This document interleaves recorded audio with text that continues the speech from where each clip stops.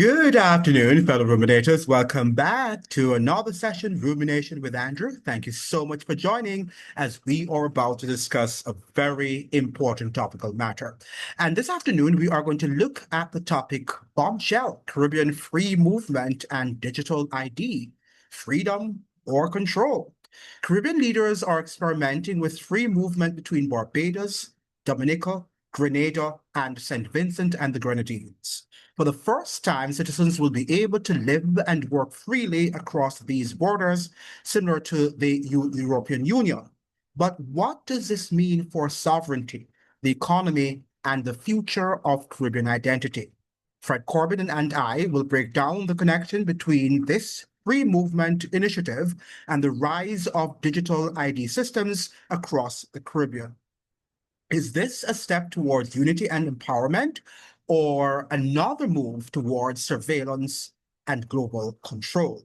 So this morning we are going to be joined again by Fred Corbin, Mr. Corbin, out of Barbados, who is a civil engineer and also a political commentator, a historian also, even though he doesn't like to be called such. So we're going to be joined this morning by Mr. Corbin out of Barbados again. Good morning, Mr. Corbin. Good morning, Andrew. How are you? Doing very well, sir. And how are you? How was your weekend? Have you been having a fantastic weekend? Oh, busy weekend as usual. Yes, yes. I heard you on your podcast yesterday that you sent me, and wow, that was a lovely meal. I wish I could post that podcast on my podcast. It was that good. I enjoyed every minute of it, that of your Well, podcast feel yesterday. feel free to share the recording with everyone and the links as well. Yes, I will do that. I will do that. And thank you for reminding me to do that, sir.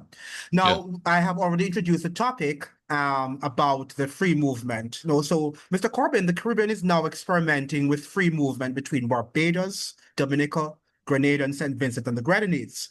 Could this be the first step toward a Caribbean union like the EU? That is potentially possible. However, we have some hiccups in there. And the very fact that there are only four nations thus far that are signatory to this free movement agenda, which is St. Vincent and the Grenadines, Dominica, Barbados, and Belize, um, leads us to the conclusion that these particular countries are under some sort of influence in order to be able to bring this about. And when we look closely at the governance structures in all four of these nations, they are the signatory to the Needham's Point Declaration, which falls under the European Union PACE system, which is the I'm gonna pull the link up just so that our Yes. viewers have everything very clearly outlined. So PACE justice system is the Partnership of the Caribbean and European Union on Justice.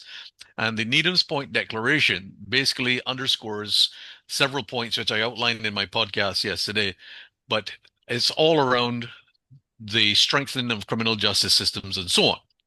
Now, what we also have to recognize about all four of these countries is that they are all citizens by investment signatory nations other than Barbados. But Barbados has a different system in place where persons can come into the country and get citizenship by investment in different means. It's not actually a citizen by investment program. You can invest in Barbados and you can then apply for citizenship. However, there is another parallel system running here that a lot of people don't know much about. Hmm. And this is linked to the African diaspora, where the same four countries, St. Vincent, Barbados, Dominica, and Belize, are all signatory to the African Exim Bank Pan-African Payment System, which is linked to the BIMPay digital payment system. And running parallel to that, you have the ability for African nationals from Ghana and Nigeria to Hmm. come to Barbados and have children and receive a passport. Wow. Didn't know that. Yeah, the region is the region knows very little about what is actually happening behind the scenes, and it has Hmm. been kept this way because they know the backlash that would happen across the region and so on. Well, it's out in the open now, and it's become public knowledge because there was one Pan-African activist in Ghana who outlined it and put it on a TikTok video, and then it went viral from there. And Mm. now the world knows that Barbados has been secretly doing this kind of birthing for passport system, and it's a fantastic racket. That's what it is. It's all it is. It's just a Hmm. racket. It's a money making racket. Hmm. And the lady who set it all up is personal friends with the prime minister. So yes, there's no surprise there.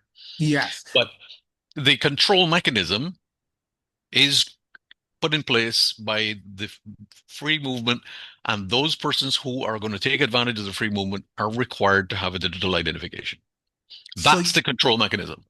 I think, though, that the other Caribbean islands will be joining shortly. I think this is an experiment first to test Yeah, these. And thank you it's a for correcting. It's Belize. It's not Grenada. It's actually Barbados, Belize, Dominica, and St. Vincent and the Grenadines. Thank you for that yeah. correction. You go ahead, Mr. Corbin. Yes, I think that the thing once we look at the pilot program that is actually being put in place, the problem with the pilot program is that there has been absolutely no referendum in the public space with regard to how this is going to be put in place. And yes, while Barbados does have a migrant management program in place with the skills certificate and so on and so forth, that is meaningless in a digital environment, simply because a digital environment can be manipulated at will. We're going to get there. What Yeah, do you think this will mean for workers and families moving between these countries? Will it truly empower citizens or create economic imbalances? it's going to create economic imbalances until the Caribbean region realizes that unification is the only way forward for prosperity. Hmm. Until the Caribbean region gets to the point where they recognize that unifying the region across all 18 territories based on a single value currency, it will create imbalances because you have lower paying wages on one scale and you have higher paying wages on the other Hmm. scale, and you have the replacement of higher paying workers being done by lower paying workers. And Hmm. that creates conflict immediately. That creates Yes. conflict. And if it is not managed correctly with the correct level of implementation in the industries that are most vulnerable, you are going to create a social discord that you cannot control.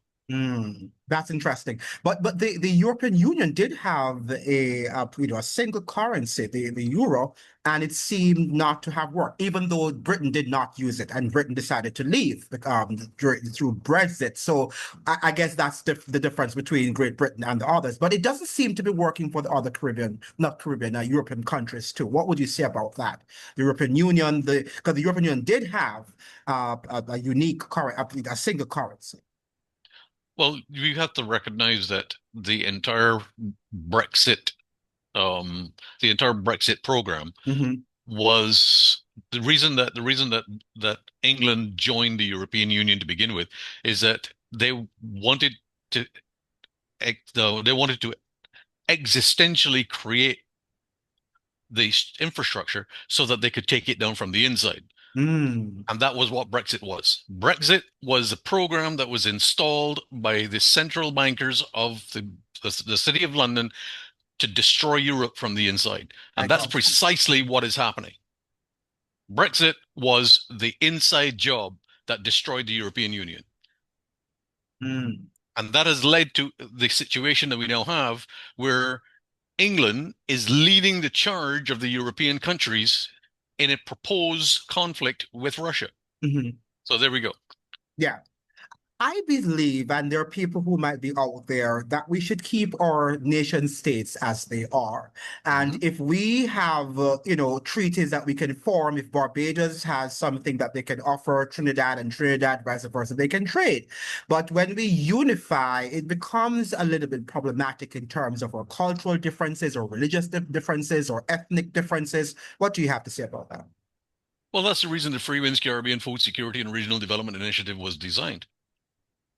Hmm. Free Winds Caribbean would bring together the framework unified on a single currency without interdicting the sovereignty of every nation. Right.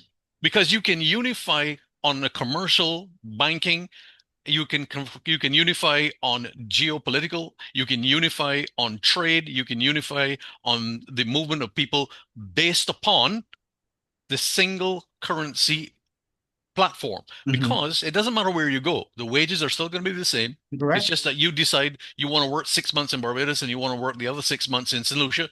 You want to work, 2 weeks during the Christmas holidays in some other country. You are free to do that because you're still being paid the same wages. Yes, but it's not just economic. You're talking about cultural differences. You're talking about Yes. religious differences. You're talking about so many other factors, Yeah. educational differences. How are we going to be able to transcend these sort of barriers and difficult challenges, I should say? Well, yes, that's a very valid point, Andrew. And the thing is that when you have the ability for intellectual cross-pollination, as I call it, Hmm. intellectual cross-pollination across the region, simply Yes. because teachers' wages and university and professor wages and so on are on equal footing. Hmm. You actually don't have to have a lot of cultural interaction because everybody's being paid the same. So why would I leave St. Lucia, my Hmm. hometown, to Hmm. come to Barbados to be paid the same thing that I'm being paid in St. Lucia? The only Right. reason that would happen is if I meet a beautiful woman Right. here and so on, and I want to marry her and stay Correct. there and so on and so forth. I Or you want my love the children to culture, have or you might precisely, I love the like the culture. culture. Yeah. Exactly. So Yeah. the thing is, the reason why Free Winds Caribbean's food security and regional development was revolutionary in this way Hmm. is that the single currency platform and the allowance, or well, not allowance, but the introduction of a trade balance platform across the region based on efficient logistics and various things like that allows the equality that everybody wants to loves talking about. People, the entire Bridgetown initiative that was set up by the Prime Minister of Barbados loves the word equality. They Yes. love the word, they use the United Nations equality, but there's absolutely no equality. Nothing. Hmm. Whereas the actual platform of Free Winds Caribbean allows the equality to be actually demonstrated on a day-to-day basis. Hmm. Yeah, because even the whole matter of the free movement, nothing is said of Haiti, right? The country now that Exactly. the United States has taken over. What are they saying about it? Will the Haitians be able to move freely eventually, among across territories? We don't know. They are not saying anything about that. Now, could smaller states like St. Vincent and Belize, or be at disadvantage if larger economies like Barbados, Jamaica, if it comes into it, and Trinidad attract most of the workforce? Well, we're already being disadvantaged, Yeah. not from that perspective because they're larger economies. We're Hmm. being disadvantaged because of a trade imbalance. Hmm. And we're being disadvantaged because of a employment wages imbalance. So Hmm. you're getting people from Belize and Jamaicans, so on, coming to Barbados because they actually earn more. Right. And the problem with that is Yes. that they are sending their money out of the country. Yes. The money's not staying here. Yes. But they're earning more. They're earning more, but the cost of living is also higher. Yes, of course. Barbados is the fourth most expensive cost of living in the world. Yes. Yes. Now we're Yes. number four. We're number four in the world as Yes. being the most expensive cost of living on the planet. Yes. Okay. Yes. Now, So yes, go ahead. Go ahead, Mr. Corbin. and I think this is where the lower income earners of this program are being deluded, where they believe that the grass is greener on the other side in Barbados until they get here, and then they realize, wow, okay, yes, I'm earning more money, but I'm actually going home with much less Hmm. because I have to pay such high wages for rent, food, transportation, all the rest of that, and utilities. Okay, when you consider that the average utility bill of a um, four-member family home in Barbados, utilities alone, Hmm. okay, are over $300. Mm.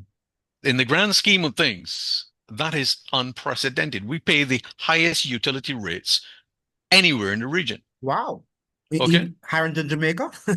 Well, everything is relevant, Andrew. Yes, Everything is yes, relevant. yes, At yes, the end yeah. of the day, the most important thing for the Caribbean to sit down and seriously discuss. And I'm not talking about discuss it on radio programs every day Mm-hmm, just to get people excited. I'm mm-hmm, talking about the coming together of the Caribbean heads of government with intelligence, corporate entities, and sitting down and saying, ladies and gentlemen, we have a crisis that we need to address, and that is efficiency and cost. mm-hmm, If we cannot address efficiency and cost for our region, we are going to be left in the dust by the mm-hmm, rest of the world. mm-hmm, We need to look, number one, how can we create intelligent infrastructure that drives the cost of actually doing business down? mm-hmm. The one key factor that disables the entire program about freedom of movement is the cost of doing business. Mm-hmm, mm-hmm.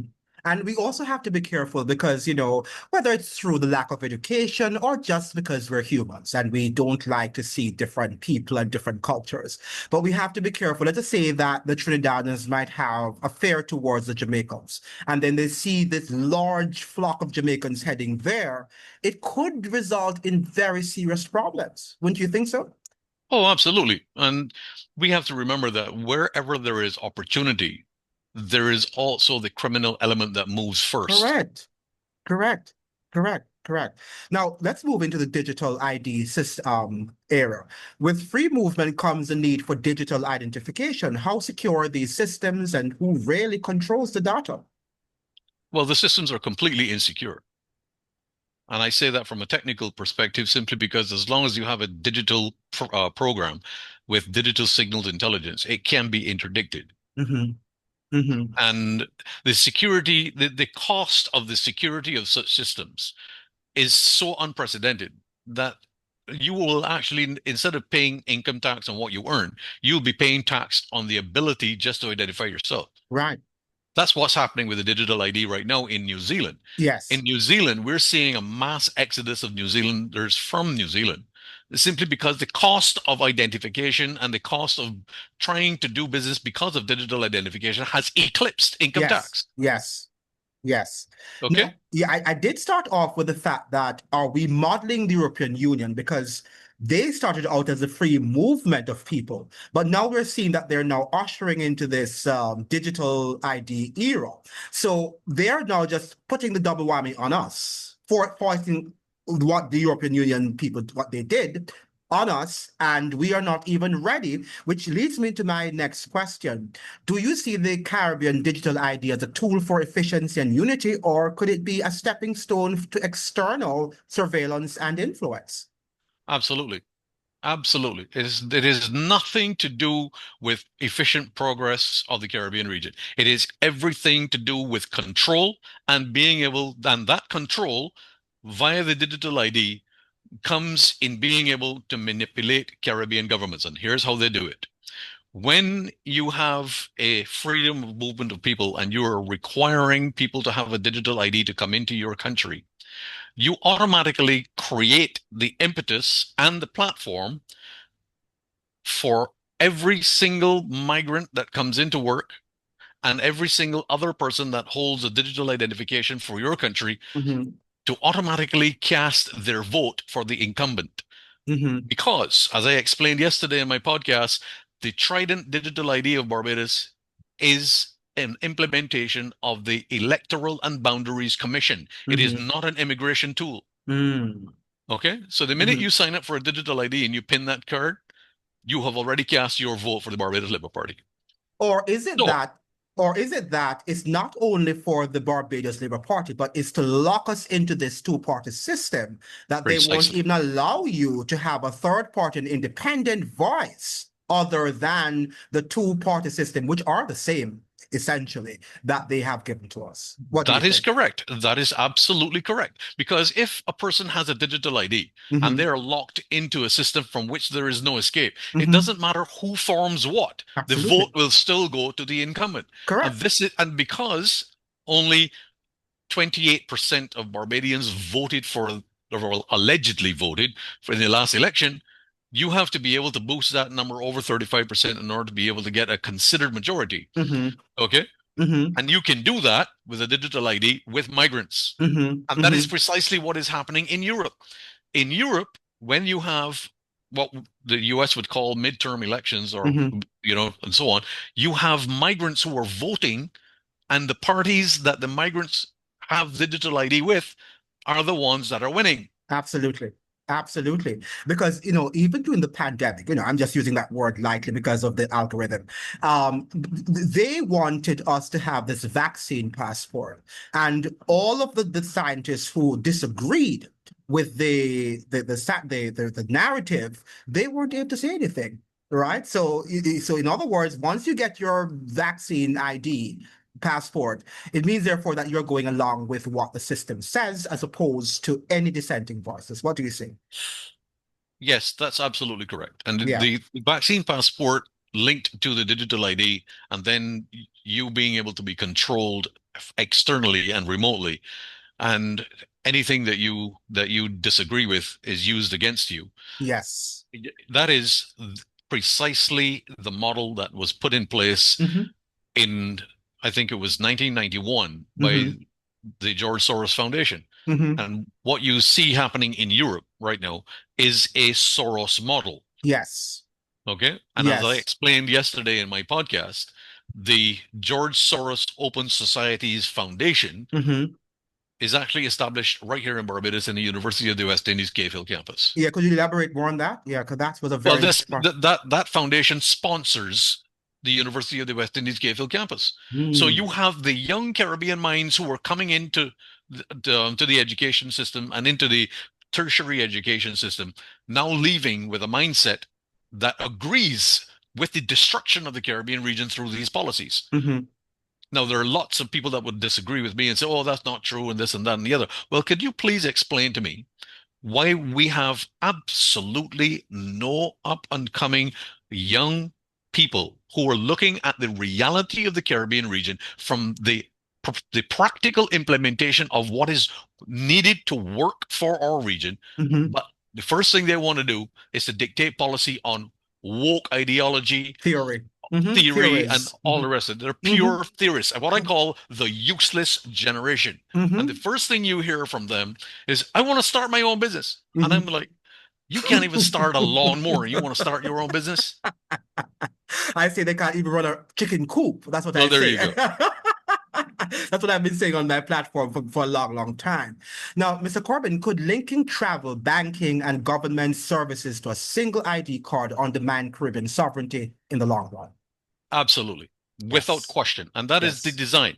The Yes. design is to undermine the Caribbean sovereignty in every single territory so that no one has any more national sovereignty. And don't forget, the entire premise behind the entire COVID-19 fiasco Mm-hmm. was the removal of Westphalian national sovereignty Mm-hmm. via the suspension of constitutional integrity. Once Yes. you remove the constitutions of the countries, Westphalian national sovereignty ceases to exist, and the global public-private partnership and then the new global rules-based order now takes over. Mm-hmm. Fortunately, that new world rules-based order only exists in the global south. Yes. The BRICS countries have absolutely nothing to do with that, and they're the ones that are actually promoting national sovereignty and reinforcing it through trade and implementation of practical systems. Correct. Correct. And for those of you who are challenging Mr. Corbyn, look at what is happening in the United States. They are Absolutely. literally shredding the Constitution, shredding every principle outlined in the Constitution. So if they're doing that in what we deem to be the greatest democracy on earth, what says our Caribbean territories? We have to think, and many of us are not willing to think. Now, how does this experiment, Mr. Corbyn, fit into the global shift toward digital governance? Are Caribbean states following a model set by the West? Absolutely. It's a model that has been conceptualized in the West, and it is it's a model that is currently under evolving status, I would say, because there's nothing concrete about it. And the reason that there's nothing concrete about it is because of geopolitical conflicts that are actually happening in the East. Hmm. You have the BRICS nations against the global South, Hmm. and you have the potential war on three fronts right now, which is Ukraine, Iran, and Venezuela. Venezuela. Hmm. Okay, and what is actually happening is that the the City of London orchestrators, the global bankers, are in such panic mode right now because they recognize that the entire foundation of their global usury cabal is being very swiftly dismantled from beneath them. Hmm. And you only have to look at one single indicator to tell you that that is happening, and that is the price of gold, which is now approaching $4,000 an ounce. Wow. Whereas the BRICS nations are now taking full advantage of securing resource contracts, economic and cooperative agreements, security agreements across the East, and even in the face of impending attack by the United States of America and its bulldog on a leash, Hmm. Israel, they're still untouched by Yes. sanctions and so on. And when you look at the performance, when you look at the actual economic performance of the BRICS nations, Hmm. this is unprecedented, where Yes. you have even separate regions. And just by example, you have the separate region of Xinjiang in China, which has grown by 7% GDP year on year for the last 5 years. That is unprecedented for a country like China, where you would Yes. say, well, okay, it has the largest manufacturing market and so on, but it's all concentrated in the east around Shanghai and Shenzhen and various countries like this. But Xinjiang province is in the far west on the Pakistan border, Hmm. but yet it still has a 7% GDP growth. Now, what is Wow. driving that? What is driving that? This is practical implementation and the investment in people, processes, and productivity. Yes, not in war, as the United States is actually Exactly. doing. Yes. Exactly. Yes. Now, if the Caribbean region were to adopt that exact same principle, which is the founding principle, one of the founding principle upon the Free Winds Caribbean Food Security and Regional Development Initiative, which is people, process, and productivity, you have the framework to be able to bring the Caribbean region in line with a global prosperity model. Yes, but what people don't understand, and I'm happy that Michael Hudson out of the United States did educate me on that, that when we're paying IMF loans, to whom are we paying that money to? To the war machine, to the war Exactly. machine. So we are helping indirectly in the Caribbean with our taxpayers' money to pay for the unending wars in the United States. And that's frightening. Yes, exactly. And the thing is, one of the things that a lot of people are constantly harping on all the time, oh, the Caribbean region is in so much debt and so on and so forth, and we like to expound upon how much debt we have and so on and so forth. Hello, our debt is directly tied to the United States national debt. Absolutely. And we find ourselves in difficulty because we're never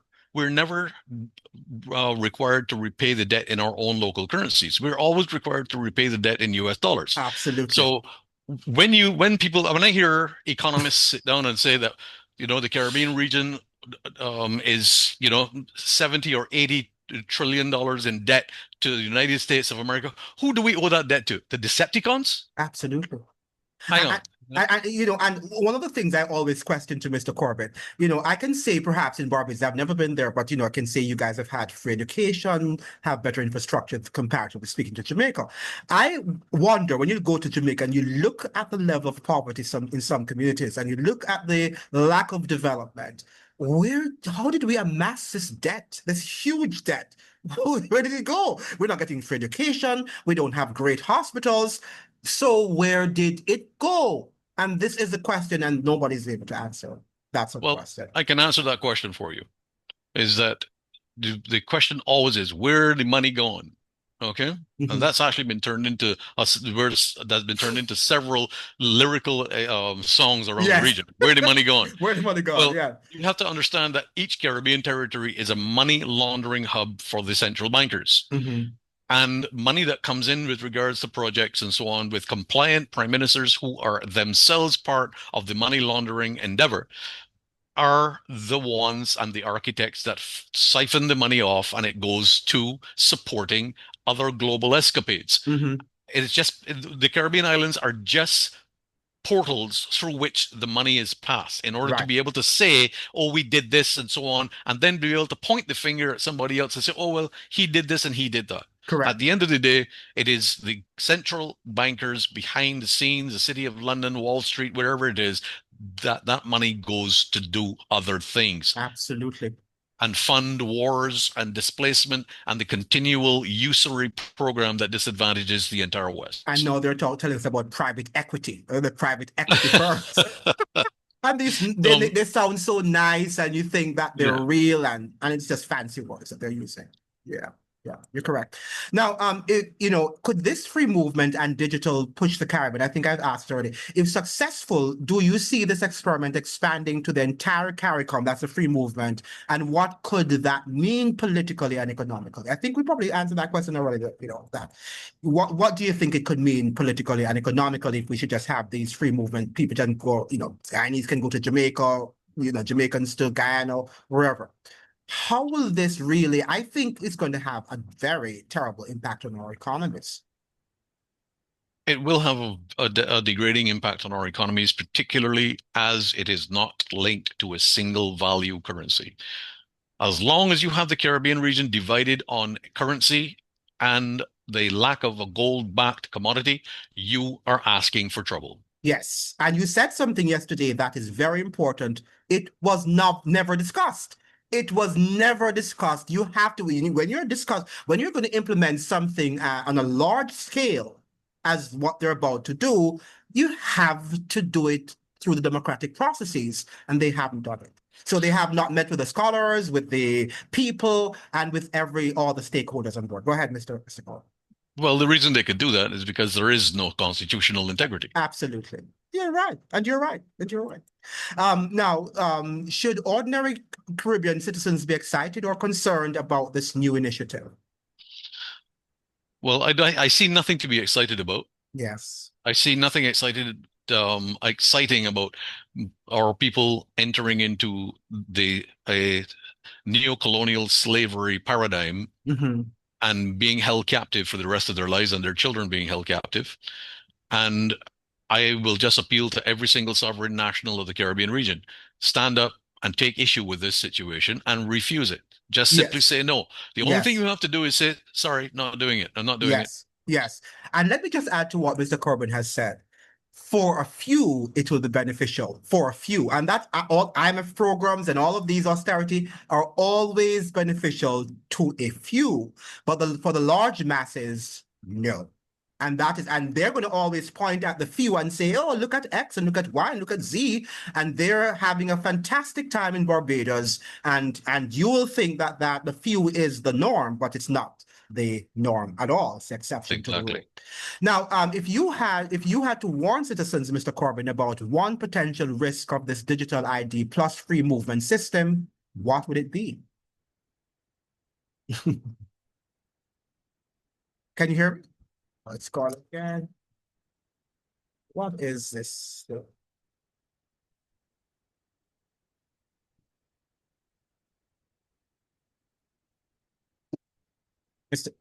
Mr. CORBIN, I'm trying to reconnect. Mr. CORBIN, hello? Oh, I think I was the one who came out. Ooh, wow.